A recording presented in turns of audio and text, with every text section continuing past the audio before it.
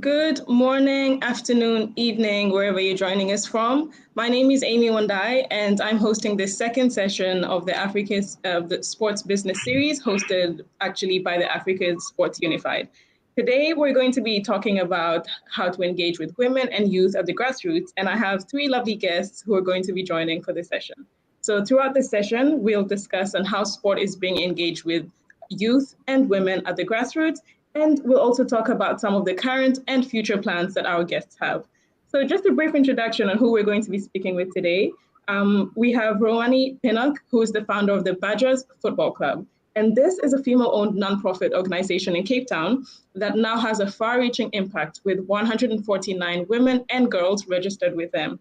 They've recently as well joined the South African Football Association, and they'll take part in the local league this season.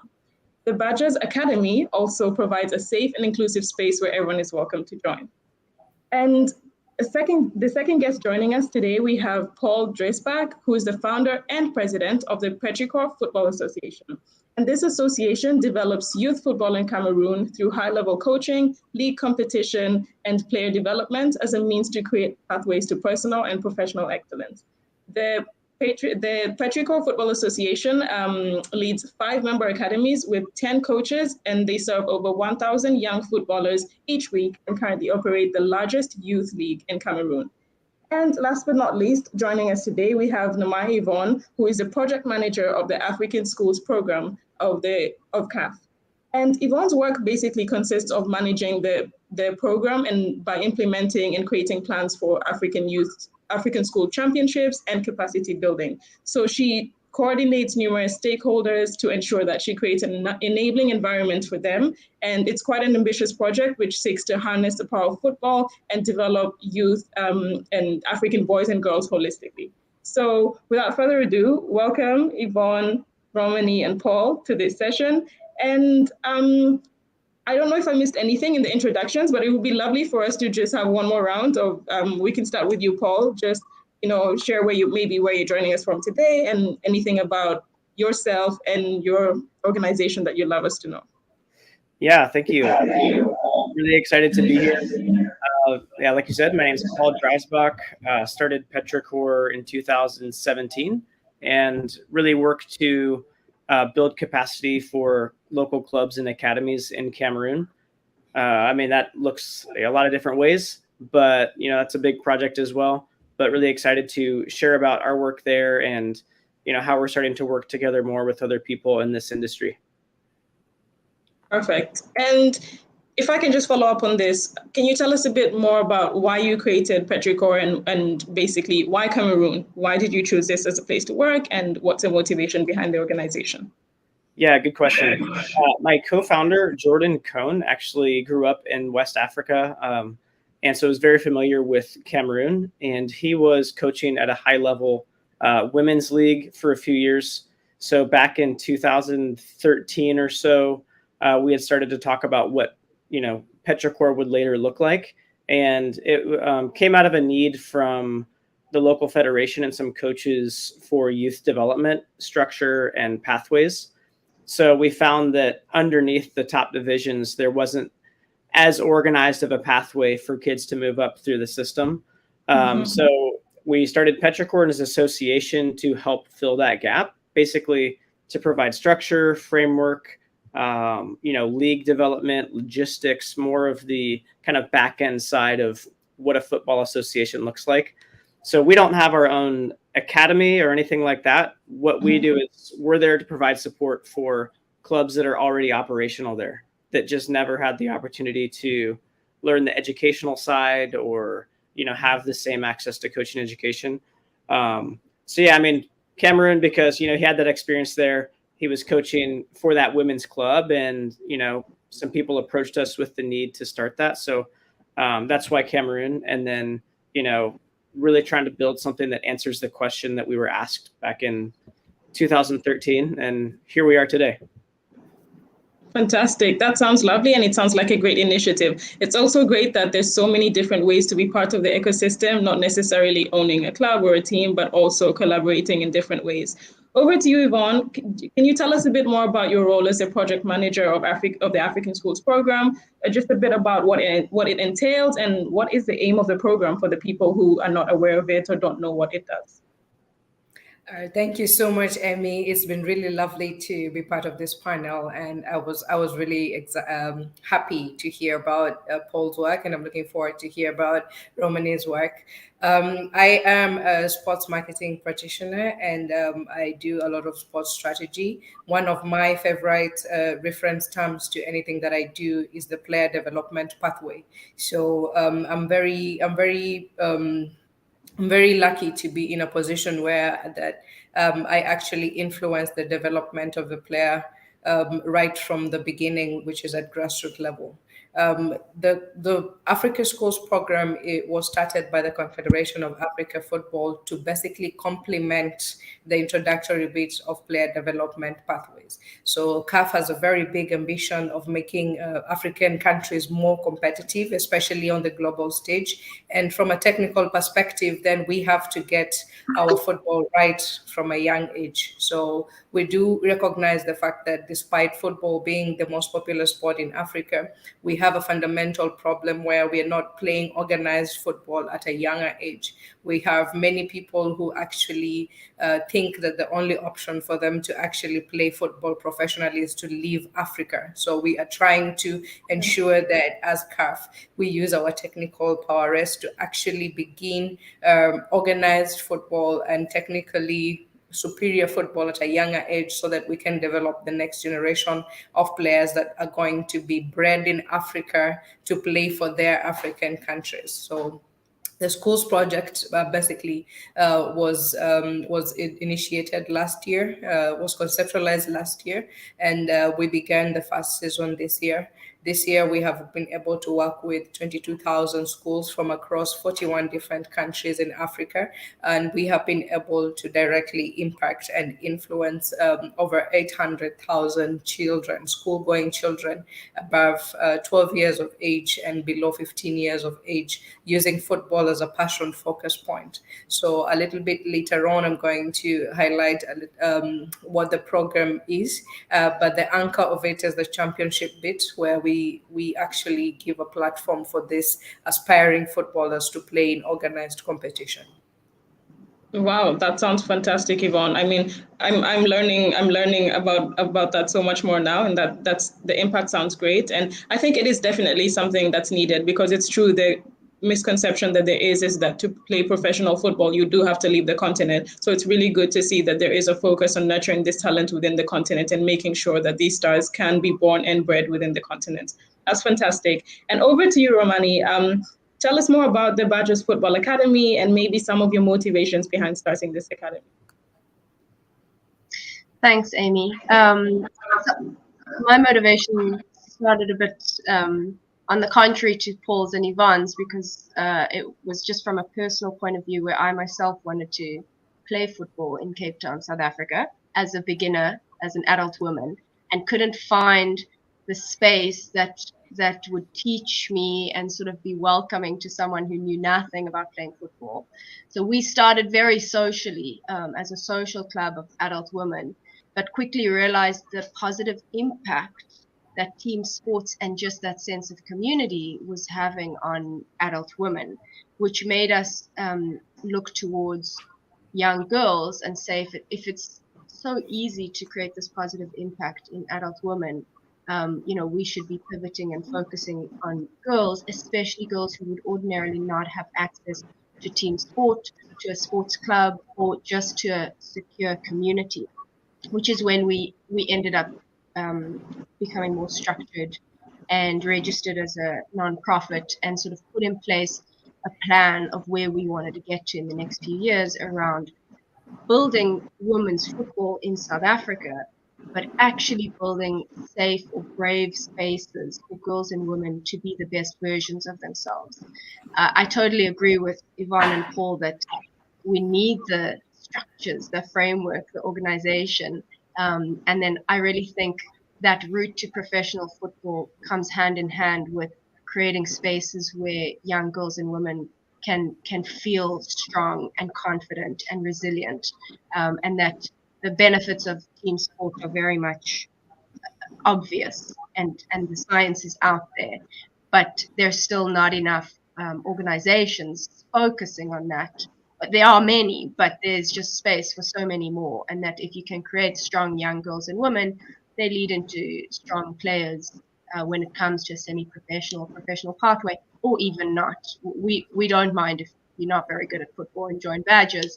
Maybe you'll benefit in some other way, in your schoolwork, assistance with your schoolwork, or just having more grit and confidence in your daily life. So that's brought us to where we are, where now we're looking at the structure, the federations, and seeing, okay, we started from a community focused angle, but now we find ourselves in Africa's football ecosystem for women. How can we grow with it, and how can we better it, and how can we make sure that more girls and women are playing football on the continent?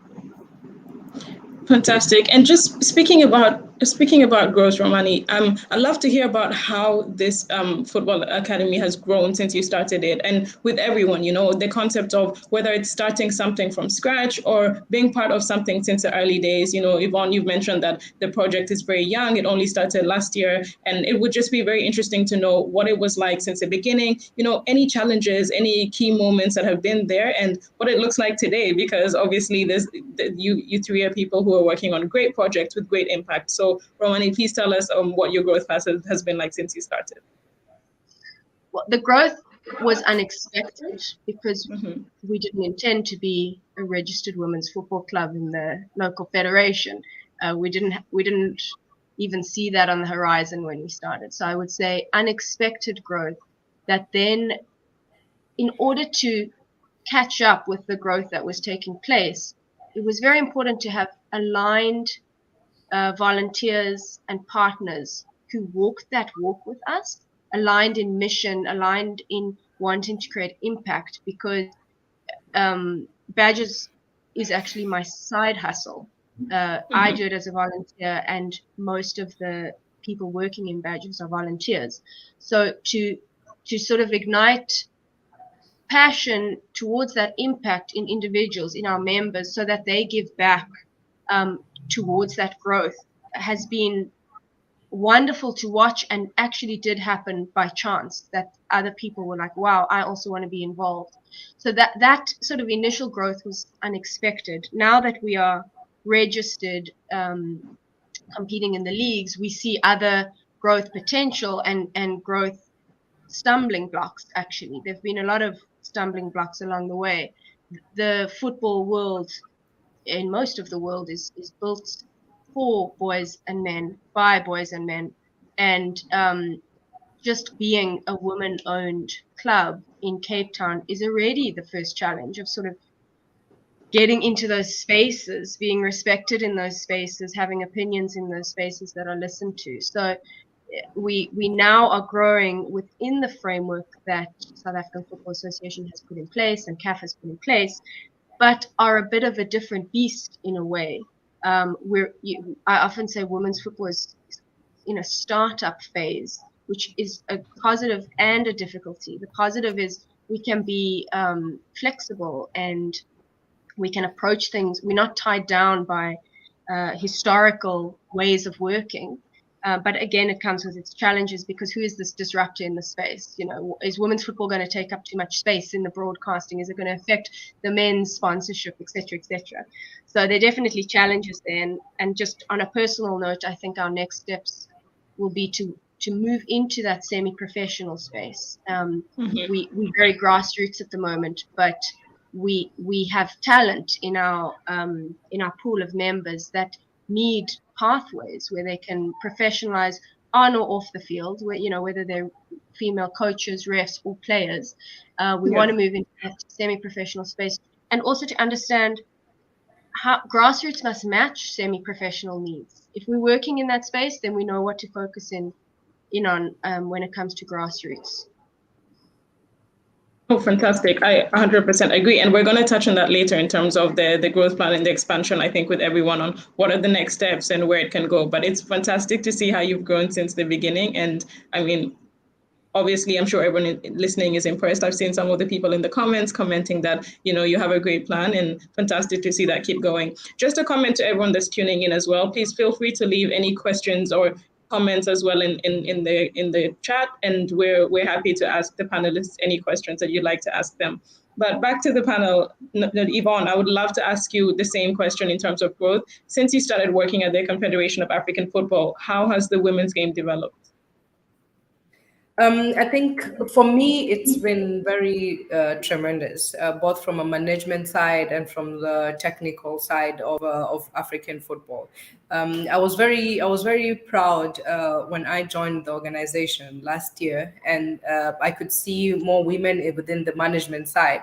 But what made it a bit more impactful was the roles that these women play. Like, for example, I think what is very commendable right now is that the Confederation of Africa Football has a chief operations officer who is a woman, and among us, the directors, that we have representation. 40% of the employees at CAF right now are women.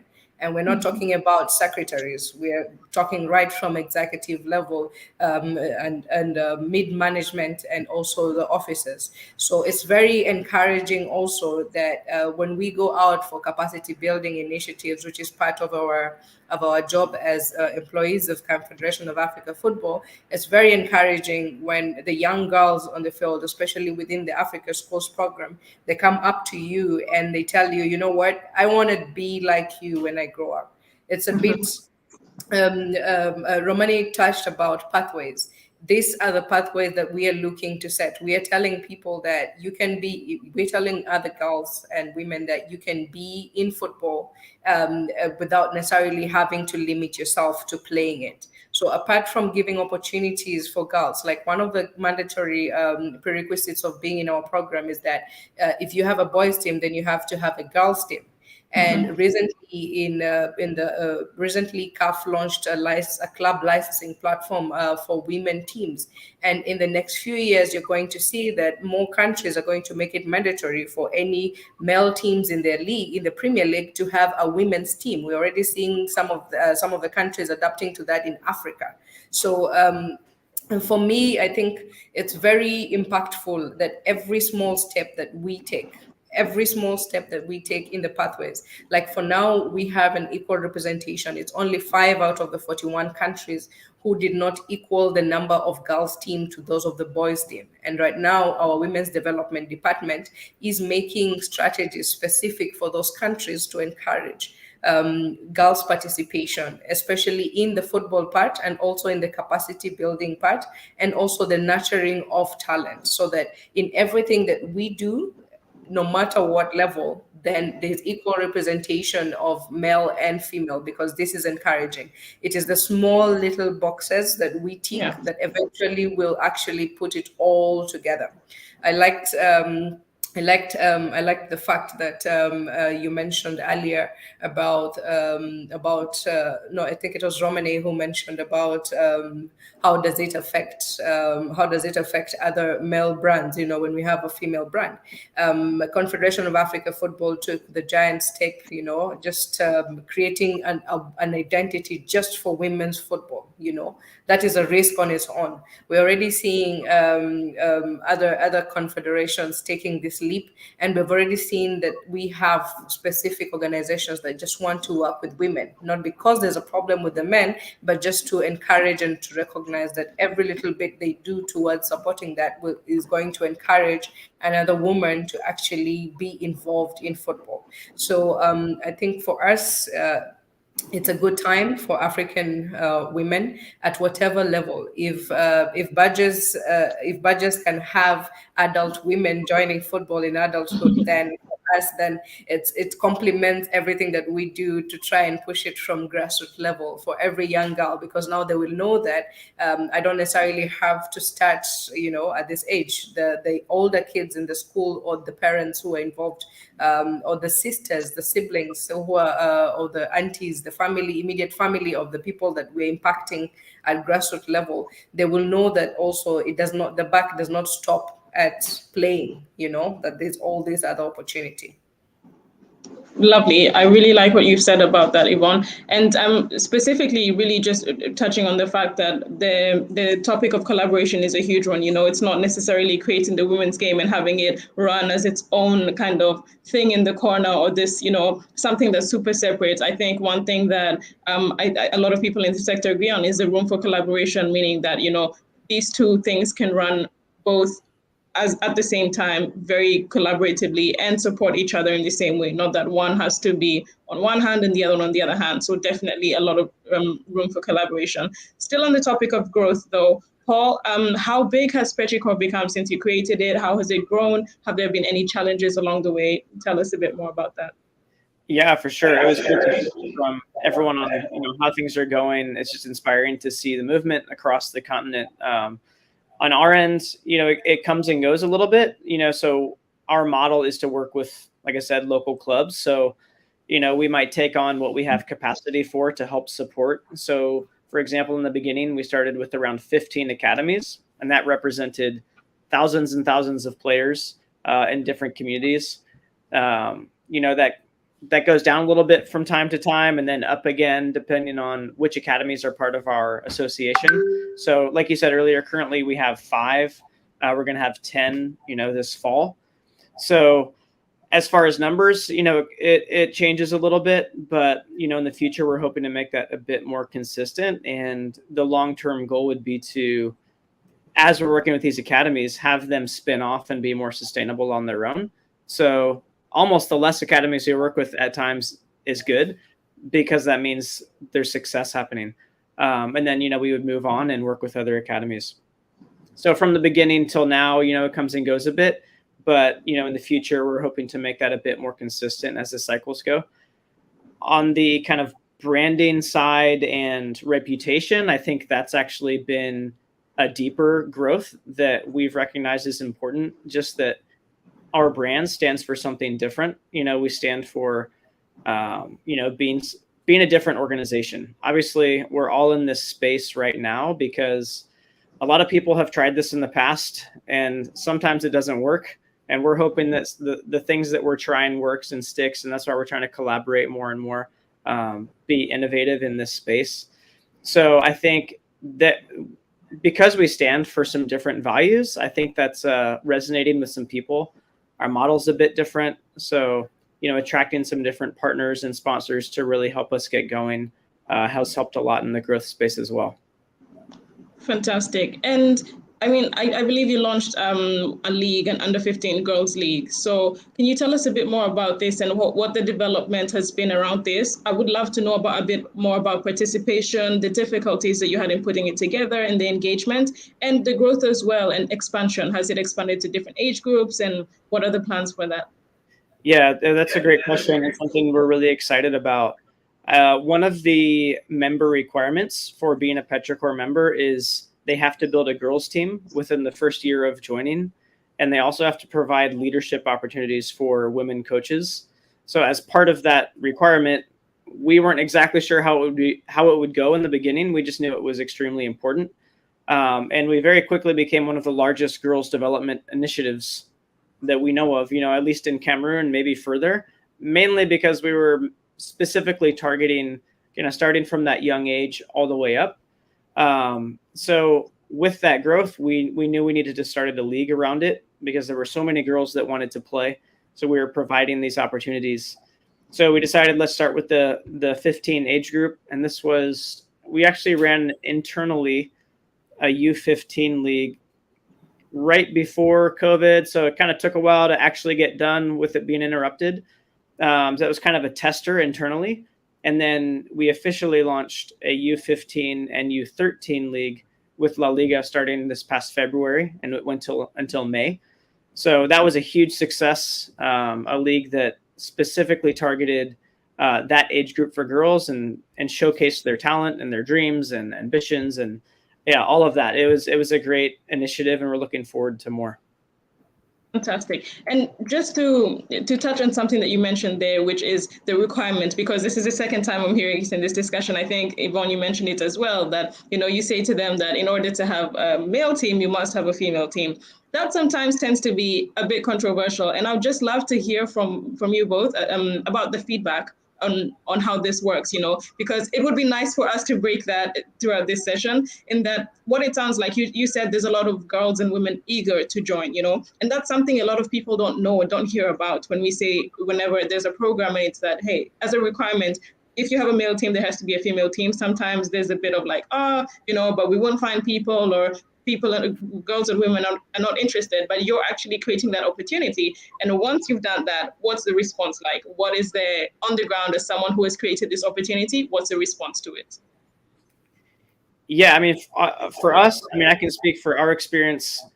Like I said earlier, we knew it was extremely important, and we knew just from experience in West Africa that there were a lot of girls that wanted to play. There just weren't organized pathways for them to join the game. There's a lot of barriers. And so in understanding those things, we decided, look, this has to be the same. The girls' league we run is called the Equality League. So with that said, we wanted to let everybody know this is what we're about.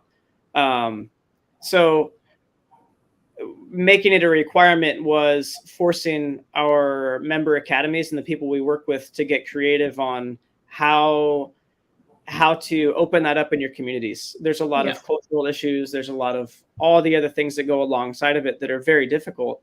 And that's why it's not happening as quickly, just because there's other barriers to cross. But making that a requirement from the start of being a member has opened the doors in ways that even the coaches in our communities didn't even know. So now they're seeing like, oh my goodness, like I knew there was girls that wanted to play, but this is way bigger than I thought. So now they're getting more excited about it, which in turn helps their families get excited about it. And there's a bit of a ripple effect that for us, it had to start with kind of a, look, this has to happen.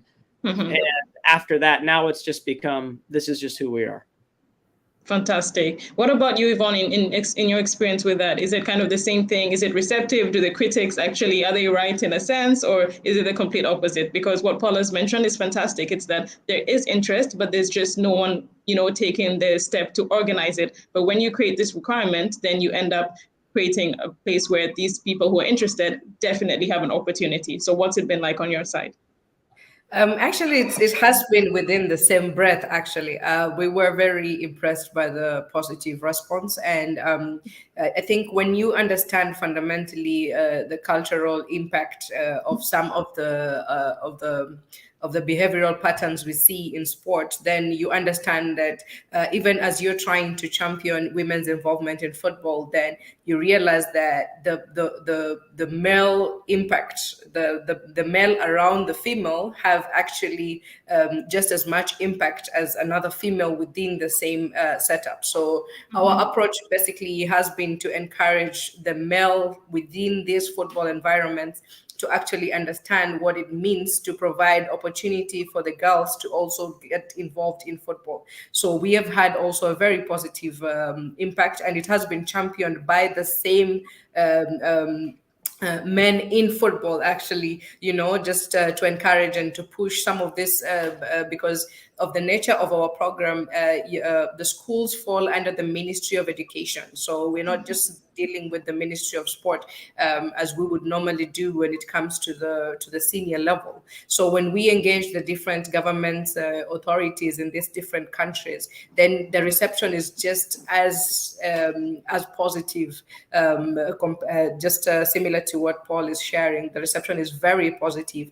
And again, the challenges are usually limited to like one of the biggest challenges we've had, especially in the countries which do not have school games already going on, is just the equipment, which is something that we are working on right now to just sort of ensure that we're not going to have lack of equipment hindering. And it's been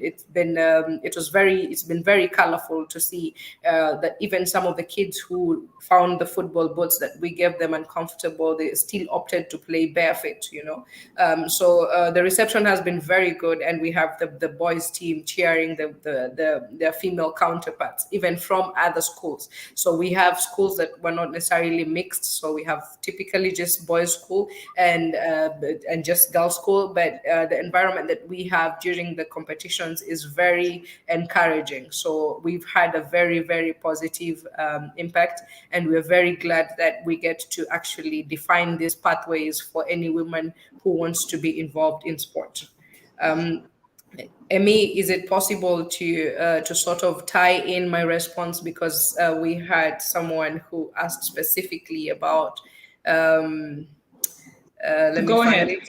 Go ahead. Mm-hmm. So Nomvelo asked, is there room to have CAF set up administrative and management structures locally or within the regions as a pathway for future administrators and sport managers within football?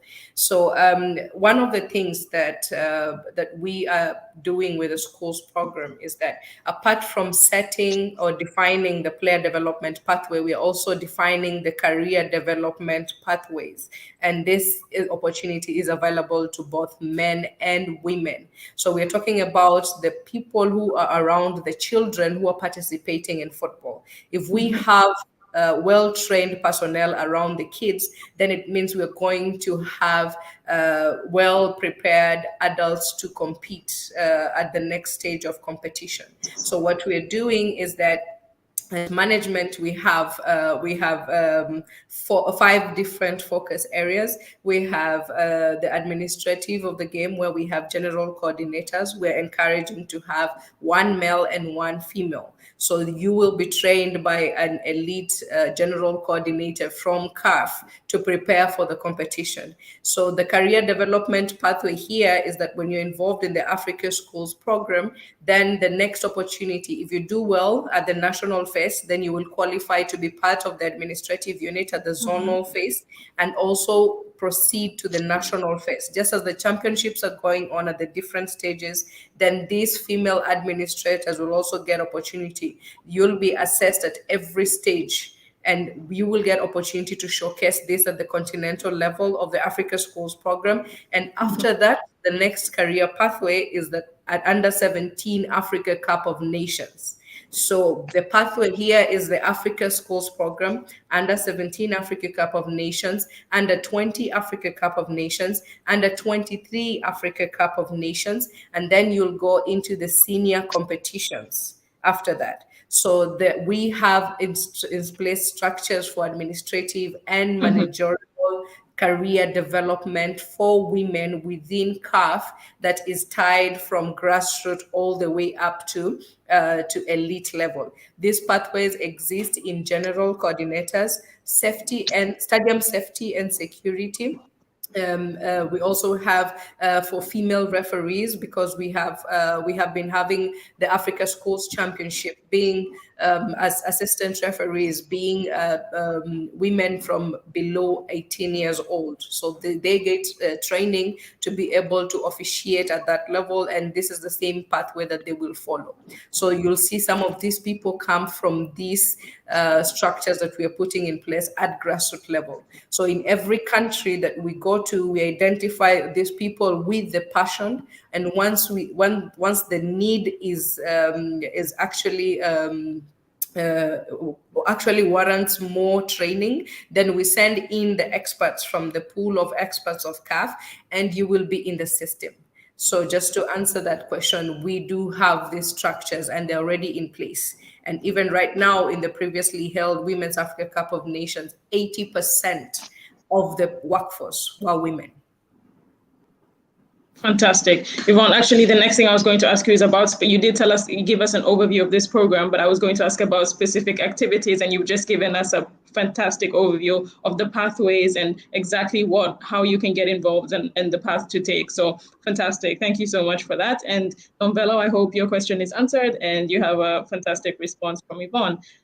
Romani, I'd like to go over to you and just talk about, obviously you gave us an overview of the academy, but I'd like to talk about this concept of increasing participation for women and girls in the community in general. What are some of the activities that you do in order to achieve this? And as well for the Football Academy as a whole, what are your next steps? What are the next plans? What are the next things? I know you mentioned a few things about, moving to a semi-professional level, but is there anything more that you're hoping to achieve? Thanks, Amy. In terms of growing football for girls and women, a lot of it is working with schools. We partner with low or no resource public schools in the area who wouldn't ordinarily have coaches available or grounds available. So we sort of approach them and say, we'll coach your girls. I mean, it's quite similar to Yvonne's program, but it's just a tiny spoke in the big continental wheel, where we'll go to as many schools as we can afford to work with and try and get those girls being a part of our program. Unfortunately, a lot of them might travel far to come into school and have trouble getting home safely. So one of our big issues in growing numbers is actually safe transport. We get a huge number of requests from girls to join who can't actually make it to us safely. Tembiso asked what age groups we have, and we work with high school and up. And the reason we don't go younger is because we don't have the funds to cater for getting younger girls home safely. Our high school girls can take public transport. Even so, it's not safe and it's not reliable, and they do have issues. And we do have an attrition rate that is directly linked to transport problems. So our growth is working with schools. Our growth is marketing to, like Yvonne said, siblings, sisters, aunties, whoever is in the network, because the interest is there. But we cannot talk about women's football in Africa and in South Africa without talking about safe access. And everything we've spoken to up until now is the beautiful side of football. There is a very ugly side to women's football in the world. I speak from a South African context, which there are ongoing blocks for girls to safely access and stay committed to a football club that is a football club specifically for women, or at least offering access to women. And I think a lot of issues are also can be directly linked to finances. So if you're a club that can afford a bus and do a door-to-door drop, you will be able to actively grow the sport for women. If you don't have that, you're in trouble, and you will continue to be in trouble until there is massive societal and governmental shift, which I don't think many of us will see that in our lifetime. So the ugly side of women's football needs a government movement that needs to back it. Provinces, cities, countries need to get involved, and I love hearing about what CAF's doing. SAFA, the South African Football Association, here is also doing a school program linked with FIFA. I often find that as much as that is taking place, and we can see incredible statistics of the reach that these programs are having, you're still sitting at the bottom of that hierarchical pyramid with a huge number of grassroots or non-profit organizations that cannot access any of the support necessary to grow the sport. I'll just give a quick personal example.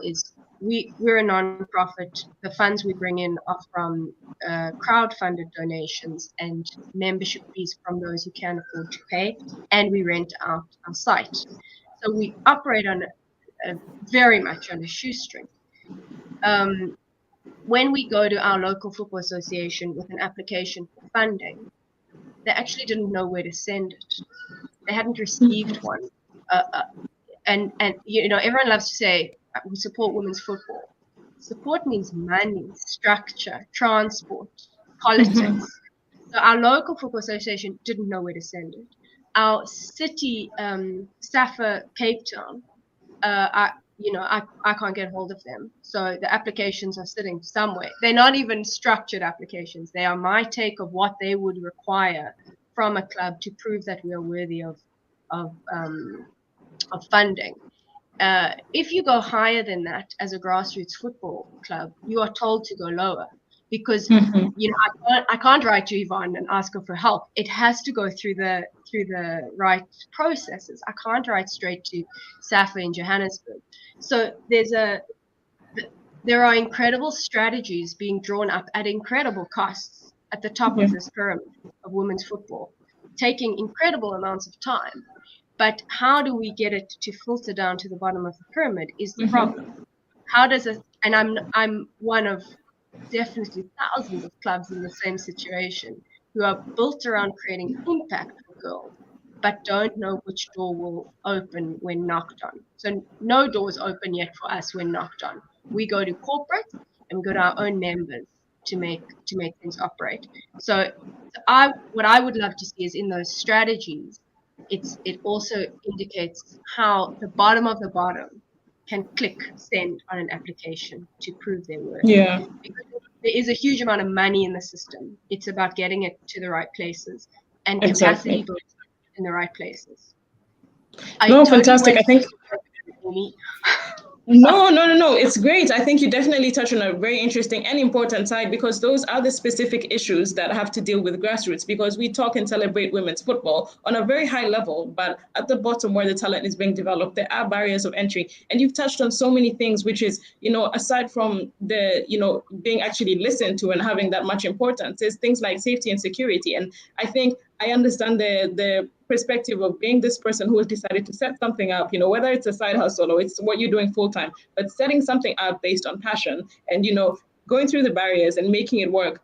But you only have a limited capacity. The ecosystem and environment you lived in does have barriers which need to be overcome. And that's why at the end of the day, it's something that as a community, as a whole, as a country, as a system, we have to all, be on the same page. So women's football is not just a matter of the people involved or interested in women's football. It's a matter of men's football, of the whole ecosystem, of how the society perceives sports and women and everything in general. There's so much more that touches onto it. So it's very interesting that you touched on that. And I hope it's important for us to acknowledge all the barriers besides just within the sports, because that's not enough.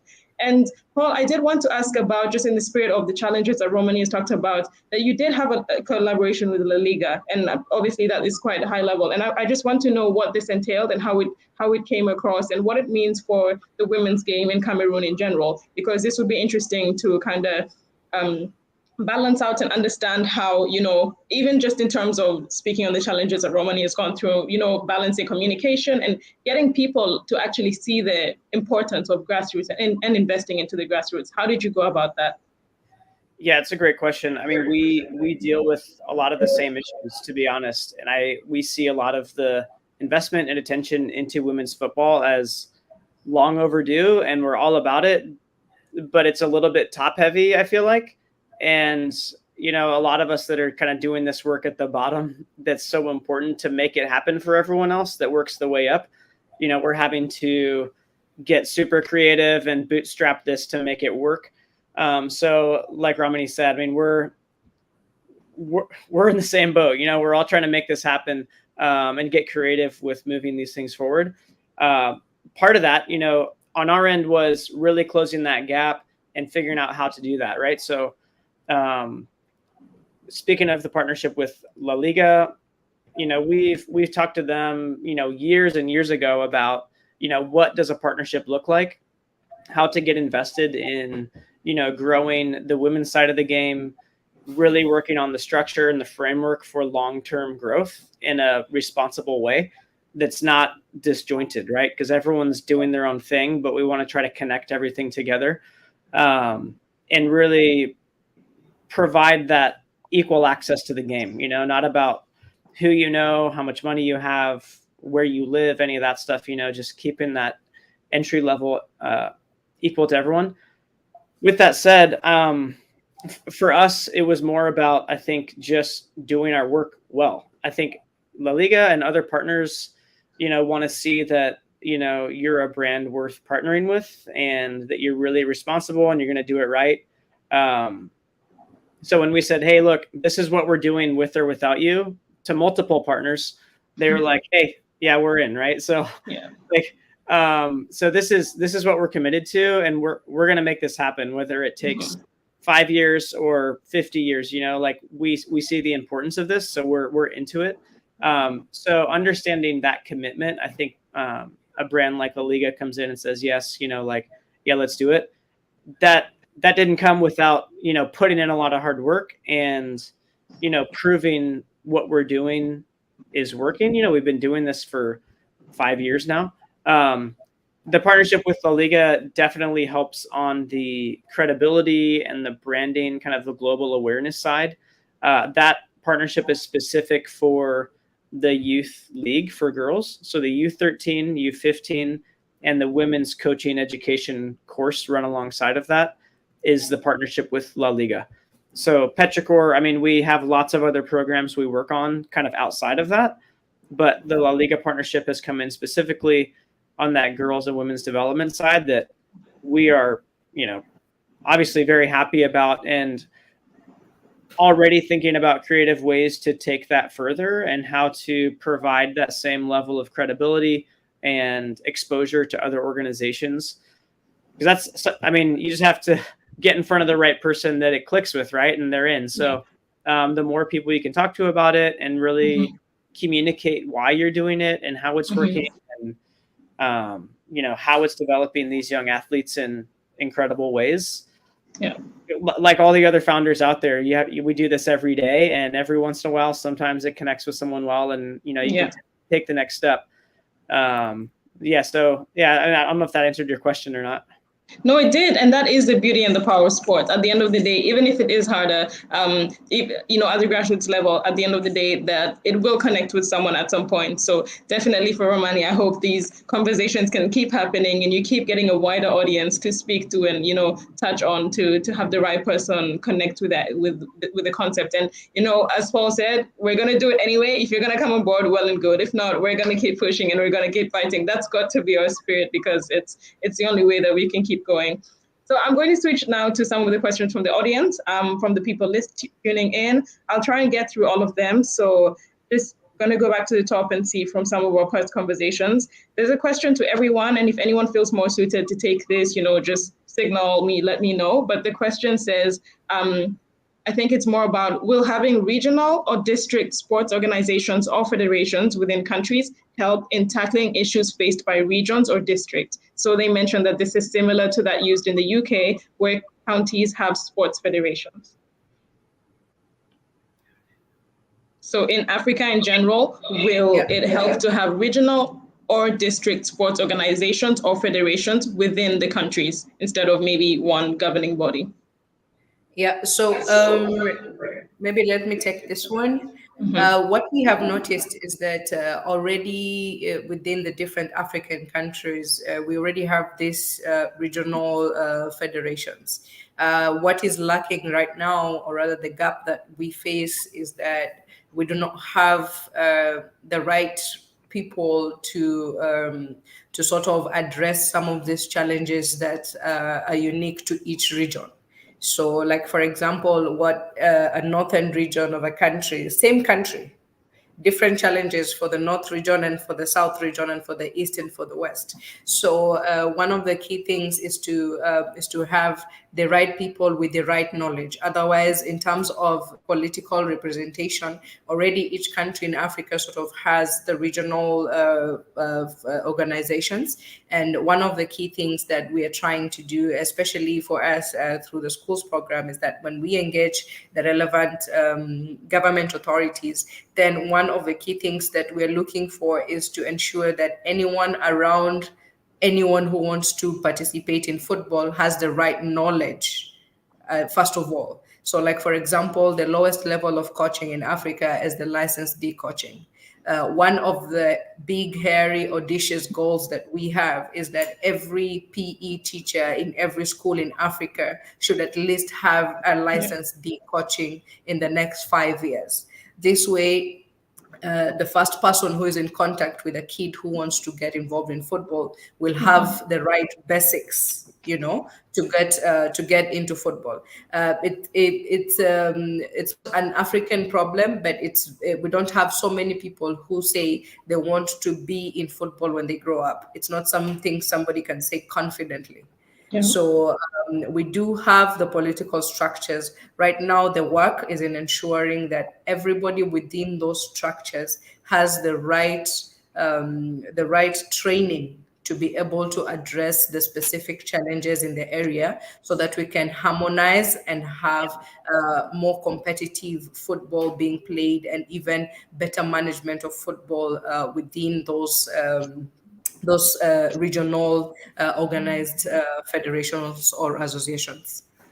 Perfect. Thank you so much for answering that, Yvonne. I'm going to move on to the next question from Numbelo. I think Yvonne, you already answered her question to you. So this one is to Romani, and the question is, are there any plans to make the club professional in terms of sport administrators, and the management, where people are employed full-time? Because she heard you mention that it's a bit like part-time or voluntary as well. Thanks, Numbelo. Essentially, the people volunteering are professionals, but are not. So we do bring a professional element with everyone who's involved. But when we talk about full-time employment, unfortunately, we just talk about money again. So there's very little money within the federation structures for grassroots staffing. So until we can locate it through other means, we can't pay the majority of the people who work at Badgers. And we're lucky enough that they're very invested in their normal professional lives to also volunteer at Badgers. So it is definitely the goal, Numbelo. We would love to have full-time staff on good salaries, making this project move forward and growing women in football, not only on the field but administratively. So it's it's on the horizon, but we have to fundraise for it essentially. Fantastic. I'll just add one more point: is that what we do like to offer is we have a cohort of girls who are coming out of their last year of school now. So what we're chatting to them about are paid internships, so that they can work with us and get work experience and be ready for further education or further employment. So we want to build that professionalization on an administrative level through multiple means. Adults in the system already who want to work full time, but then also from within the club, those who are invested as members, to start seeing that there are jobs possible within clubs that don't just mean being a professional football player. Fantastic. The next one is to you, Paul, and it's basically about your experience in convincing FAs and clubs to do things right. So I think I've linked a bit to the La Liga one. I don't know if there's anything different to add, but he said share how you approach them, which you already mentioned. It's I'm doing it, you join or not, or this is how we do it kind of thing. But I don't know, is there any, in terms of more of the doing things right, is there any approach that you have to that? Yeah, that's a much larger question, I think. But part of the reason why we exist is because some other groups maybe tried to do things that didn't work, or ran into problems down the road and eventually couldn't do it. But like I said, some of our values are standing for doing things differently and in a very transparent way, and to build a system that works for everybody. Yeah. But it all has to be above board. We have very high standards. And, like I said, we started with a lot of academies. Some of those academies weren't ready to meet those standards. So we have a process of like, if you're not ready to be here, you're out, and not in a bad way, but like you can rejoin in a year once you're back. Yes. But with our brand and with where we're going, you have to reach this standard. And so we can all start to lift up together, because we can't just like everyone go down to where you are. Exactly. Just to make you feel better, maybe. And it's not in a bad way. It's more of, we have to raise the level for everybody. Yeah. And even for our own brand, because, like what we do and what we stand for represents something different. And we want all of the players and families and communities involved to understand that. So it protects our brand, it protects where we're going. And it is difficult because the system is broken. There's a lot of very difficult, fractured, dysfunctional systems that we're trying to work within and manage. And it is difficult to convince somebody that's done something a certain way for a long time that, look, this isn't working.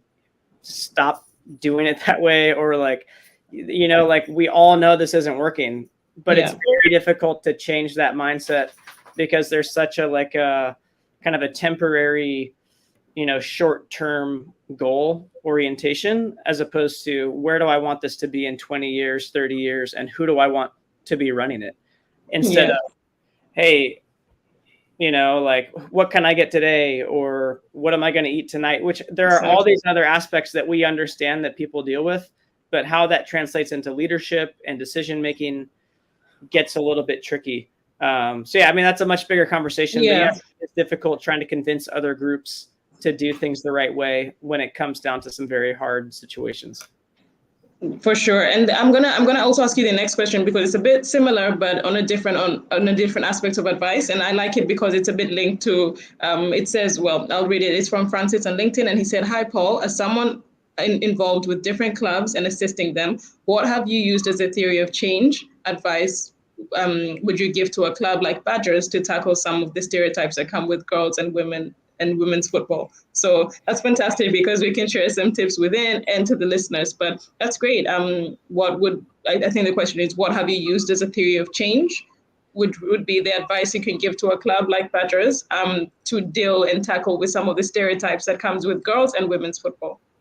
Yeah, I personally want to learn from Badgers, so I'm not sure what advice I can give, but I would say something we've learned in this space is giving. So the biggest thing is giving an opportunity for women to grow and be leaders in this space, and letting them take that. However that works, people need the space to grow and learn and fail and grow again, right? People need the space to learn how to be a leader. So providing those opportunities, one, in an open way that allows them to be creative in that space is a big deal. And two, that creates a role model. So other people can see, like we've talked already, oh, there's someone that looks like me that came from the same place that's in a position of leadership. I can do that, whether that's playing on the field, or maybe it's coaching, or maybe it's, being a kit manager, whatever that looks like. And we also try to highlight different aspects of skill sets. So it might not even be with the game. It might be more analytical on how do you do the data side of football analysis. Someone might be skilled in that way. So one, is kind of providing that opportunity for someone to have that pathway to become a leader. Two is creating role models and systems for people to see what they can do, I think is really important. Something that's been a little difficult for us is a lot of people want to see something work before they get involved, or before they completely buy in. So they're like, oh yeah, that sounds great, but I don't know, but once things really start to work, they're like, oh yeah, we're in, whatever it takes. And once they see it happen, people are 100% in. So you just have to, I think, kind of push through that difficult space so that people can see it start to work. And once they see it, they start to believe it a bit more. Fantastic. I'm going to move on to the next question, which is to all, but I think Yvonne would love to take it, which is Amy on YouTube says, considering that sports in Africa is not really seen as a potential professional career for women in several African homes, has this been a challenge in terms of support from guardians? I think Romane mentioned before, there are some challenges that are unique to female or rather to the girls being involved in football. So one of the biggest issues that we've had to tackle is or to answer is my daughter going to be safe, being involved in football, especially in countries that don't have school games, and also those countries who have school games, but we're asking them to play in one central location, meaning that there's travel involved, like they're going to be away for a whole day, as an organization, we've had to put in place measures, especially to reinforce safeguarding the environment within which our competitions take part in. Like, for example, right now we are working under the umbrella of the FIFA safeguarding policy. It's mandatory for every team that is registered to have a safeguarding officer, one male and one female safeguarding officer, and they have to undergo training. And some of these questions that go directly to school administrators are usually documented. And we are able to actually answer these questions. We document them for purposes of checking in the event that we have a repeat occurrence of the same thing. We also have the children asking very many questions. We've had a lot of learning opportunities in terms of some of the organizations that we have tried to engage in as partners in our program.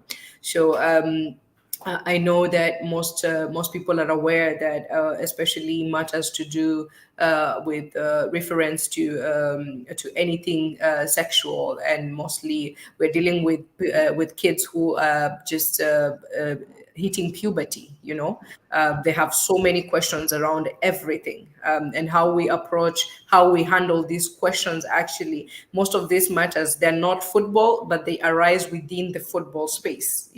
Some of these girls who are in girls only schools come in contact with boys for the first time within the football space, because our competitions are having both boys and girls at the same place. So while we are not yet there in terms of having more women choose to be involved in football as a career option, we are putting in place measures to ensure that the environment within which they operate in, either as players or administrators, is safe for them. So right now, and in the next few years, we are going to be protecting and being very overprotective. One of the key things, in fact, all my meetings with the schools program always begins with, I need everyone in the room to treat each boy and girl as their son or daughter.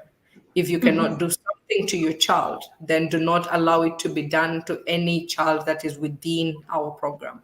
So we are not yet there, but right now it is a challenge that we face, where some of the guardians are very adamant in terms of what they can and what they cannot tolerate. And we've had, of course, some girls miss out on opportunities to be part of the program just because we're not able to provide as much assurances as some guardians would be comfortable with.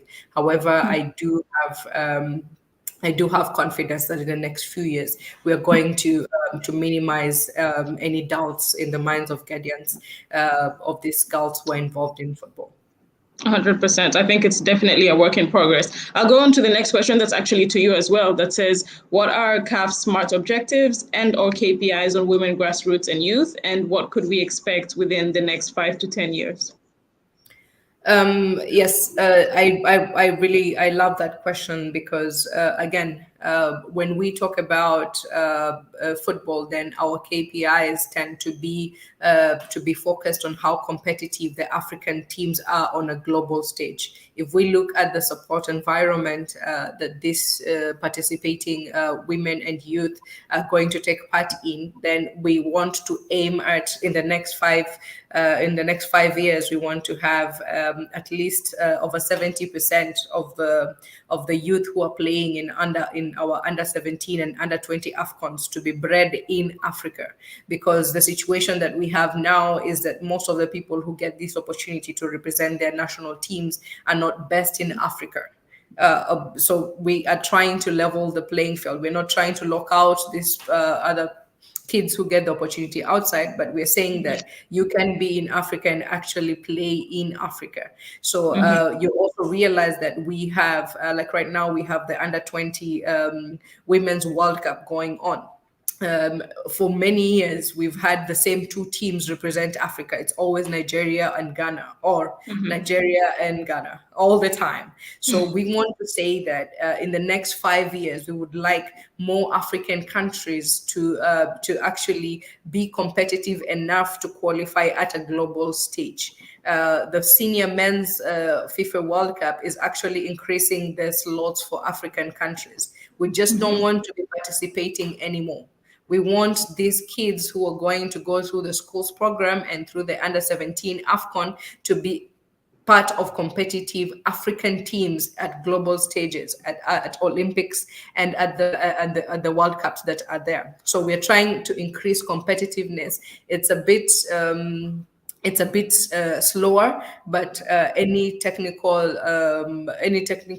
practitioner, any coach will tell you that you don't rush some of these things. It's a philosophy, it's a culture that has to be ingrained, and competitive culture is not something that you get almost immediately. So in the next 5 years, we hope that some of these kids who are taking part in this organized competition can be scouted to play, and also participate in their countries' under 17 Africa Cup of Nations, under 20 Africa Cup of Nations, and under 23 Africa Cup of Nations, where most of these kids get scouted. So that is our immediate goal. And the next 5 to 10 years, we want to see these kids represent their countries in Olympics and in the Youth World Cups. Fantastic. There's a next question that I think we touched on a little bit earlier, so maybe we don't have to go into that, which was more about funding. It was about, if there's challenges getting access to the same kind of funding for different programs. And, Romani, you touched on that as definitely, and there are even more issues regarding the women's game. But I think there's one that's also interesting here that asks about what aspects should smaller African clubs be considering when looking to launch a women's team or opening their academy up to girls and women. So I think Romani or Paul, whoever feels, go ahead, Romani. Someone mentioned in the chat collaboration, and I think that's a good way to start. If you're thinking of opening a club or opening a women's division in your existing men's club, it's there's no need to reinvent any wheels because people are doing it. So I would love to see transparency within my region, within the continent, of who's in this grassroots game. Who can I reach out to? If we could create that sort of knowledge sharing base, that would be an incredible way to start someone's journey when it comes to kicking off a women's club or adding a women's division to their league or club.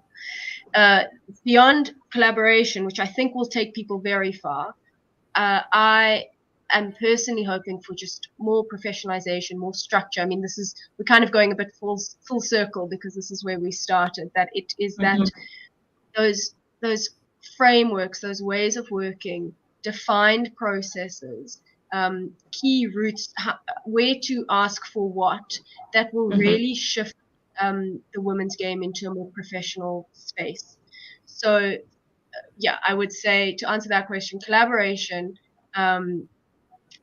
ideally being able to lean on strong frameworks that are put in place from the likes of CAF or member associations, and then some grit, because like Paul says, if you're not going to help us, we're going to do it anyway. So you've got to, if you're starting this sort of club or movement within your area, you've got to be able to just put your head down and work hard for a long time with minimal returns, possibly no returns. When you look at it from a pure business point of view, if you look at it where personal impact for girls and women is the return you're looking for, that you are going to find a lot of that, and that can carry you forward a long way, because there's so much need for safe spaces, for brave spaces, for clubs where girls can learn technical skills and also grow as people. Yeah. Paul, do you have anything to add regarding that? Yeah, it would just be pretty similar. I mean, no need to start something someone else has already done or understands how to do. So yeah, find some people in your area that are already doing it and see if you can learn from them. Fantastic. I'll take 2 more questions for you, Yvonne, and then circle back to a comment for Romani, but more about CAF, Yvonne. How is CAF going to measure its success in the current Football for Schools program, and how are the governments involved in the project, as most facilities and schools are government schools? Our immediate measure of success is at participation level in terms of how many schools show interest to participate.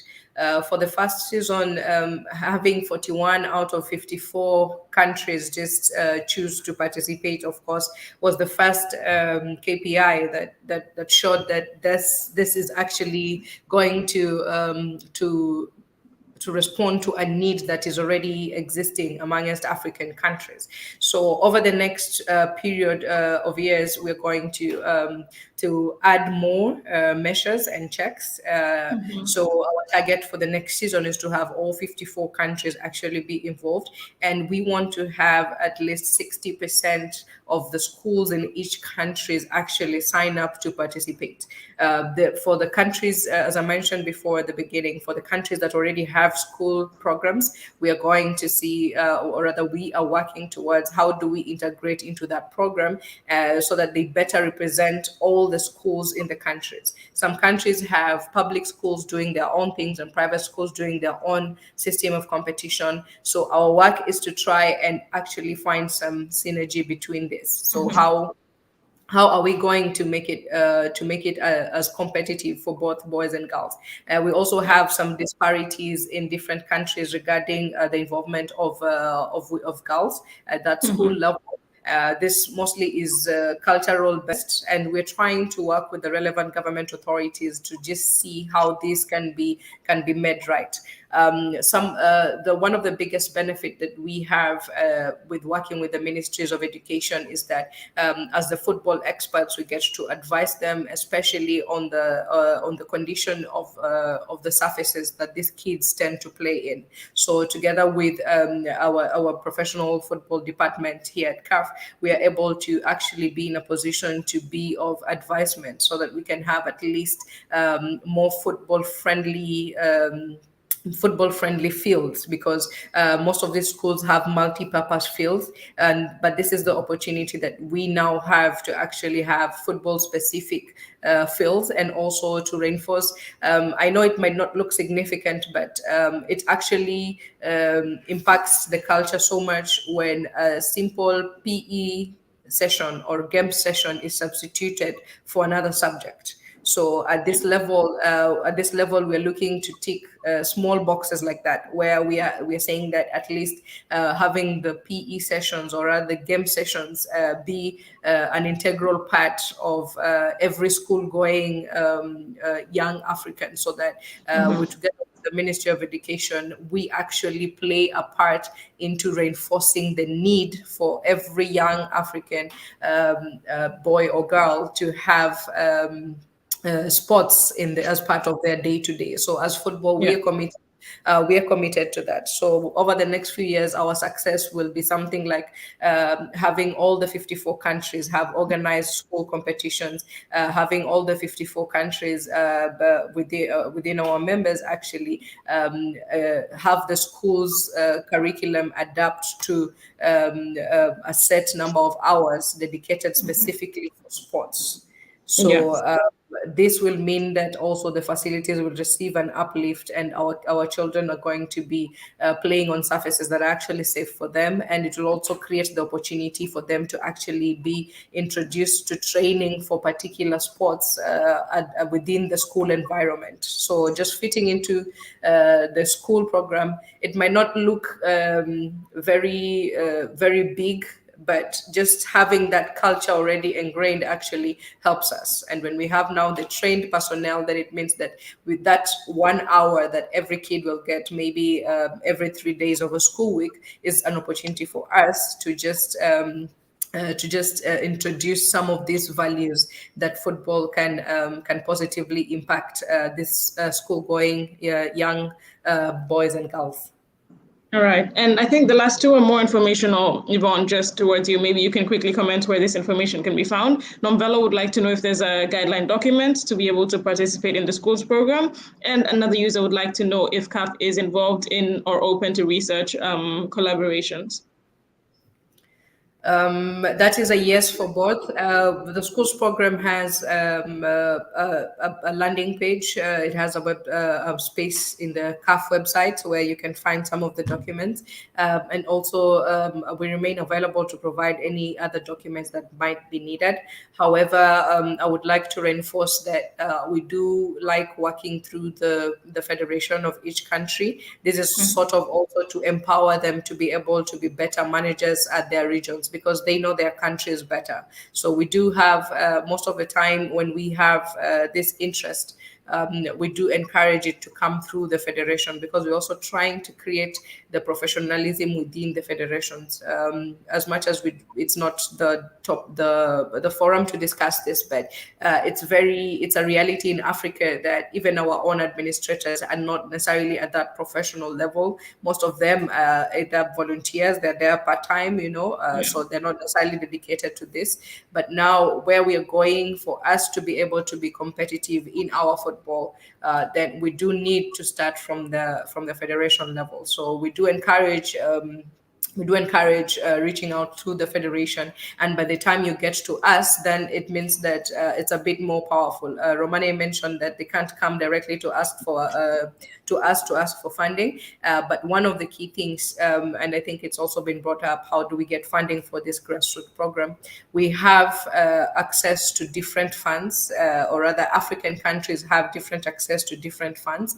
However, it is the channel that you use. So like, for example, each federation in Africa has access to FIFA Forward funds, and also we have FIFA for Schools funds. So these two funds are to encourage mass participation. So any grassroots project falls under a beneficiary of these two funds. And CAF manages how these funds are distributed in Africa. However, your first point of contact is with your federation.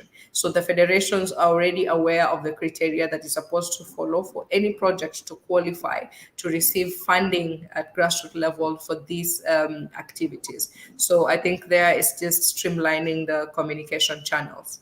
On the question about open to research collaborations, I would say yes, we are. As CAF, we have been beneficiaries of some of the research collaborations that our governing body FIFA has had, in terms specifically for women's football. And for this particular LinkedIn user, please do feel free to get in touch. I would love to evaluate what proposal you have and connect you to the right person who will handle going forward.